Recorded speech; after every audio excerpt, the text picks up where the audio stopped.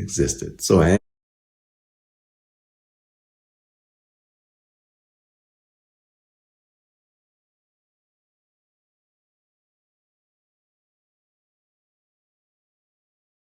asked my son, and he said, "Dad, everybody knew I was good in sports. You knew I was good in sports."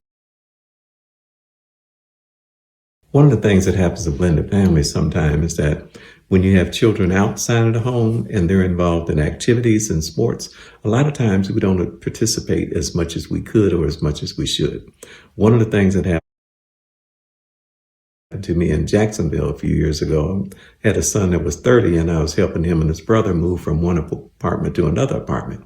And I ran across this box that was full of trophies and awards that he had won from high school and when he went into the military and in Greece.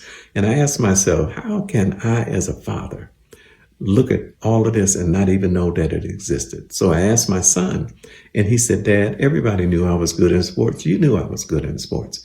But rather than put the stress on me of wondering every time I played, was Dad coming or was he not? I had to convince myself that you wouldn't ever come into a game. And that way I could play at my full capacity. If I looked up and I saw you, fine. But if I didn't, fine. Can you imagine how that made me feel as a father when I knew I could have did better? You as a man, don't make that same mistake that I did. When you know to do better, do better. You'd either be glad you did or wish you had. Love to see your comments. One of the things that happens in blended families sometimes